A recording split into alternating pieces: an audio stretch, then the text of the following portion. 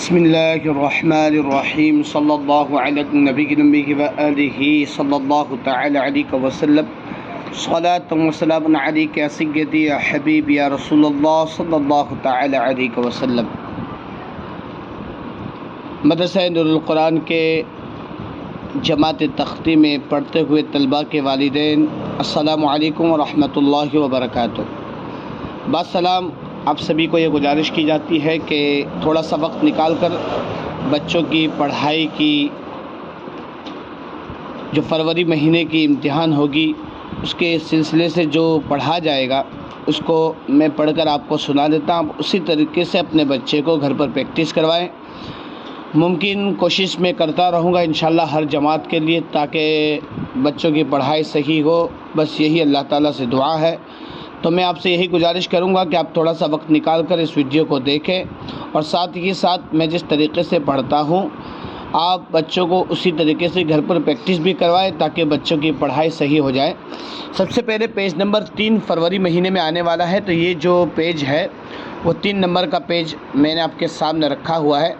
اب ہوتا کیا ہے کہ بچوں کو جب ہم پڑھاتے ہیں، یہ جو ہوتا ہے الف، یہ الف بسا اوقات الف کے اوپر زبر، زیر پیش، یا دو زبر یا دو زیر یا دو پیش یا جزم، تشدید، کوئی بھی چیز جب الف کے اوپر آ جائے تو الف کو الف نہیں پڑھتے ہیں بلکہ حمزہ پڑھتے ہیں۔ تو ہم بچوں کو حمزہ پڑھاتے ہیں، اور جب والدین یعنی ممی یا پاپا ان کو گھر پر یاد کرواتے ہیں تو ان کو حمزہ نہیں الف پڑھاتے۔ اب تھوڑی سی مسٹیک یہاں ہو جاتی ہے، تو بسا اوقات پہ آپ کو یہ بتا دوں کہ اس کو حمزہ پڑھانا ہے بچے کو۔ تو حمزہ دو زبر ان، با دو زبر بن، تا دو زبر تن، فا دو زبر ثن، جیم دو زبر جن، حا دو زبر حن، خو دو زبر خن، دال دو زبر دن، ذال دو زبر ذن، رو دو زبر رن، زا دو زبر زن، سین دو زبر سن، شین دو زبر شن، صاد دو زبر سن، ضاد دو زبر ضن، تو دو زبر طن، زو دو زبر زن، عین دو زبر عن، غین دو زبر غن، فا دو زبر فن، قاف دو زبر قن، کاف دو زبر کن، لام دو زبر لن، میم دو زبر من، نون دو زبر نن، واو دو زبر ون، ہا دو زبر ہن، لام الف دو زبر لن، حمزہ دو زبر ان، یا دو زبر ین، اور یا دو زبر ین۔ یہ ان کا ایک چیپٹر ہوا۔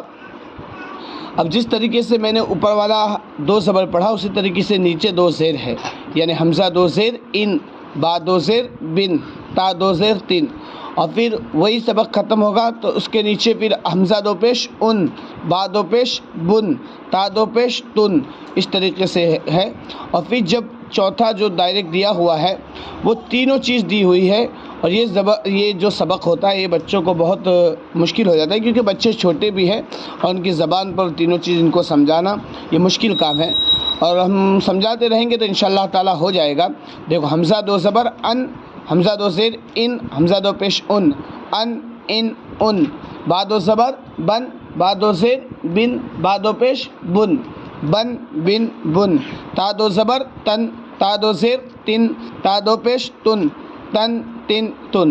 یہ اس طریقے سے مکمل سبق آپ گھر پر بھی پریکٹس کروائیں، اور ممکن ہو تو امتحان کی تیاری کروائیں، اور بچوں کو دنیاوی تعلیم کے ساتھ ساتھ دینی تعلیم بھی آپ توجہ دیں، تو انشاءاللہ تعالی ہمارا بچہ دینی تعلیم لینے کے سبب سے دنیاوی تعلیم میں بھی کامیاب اور کامران ہو جائے گا۔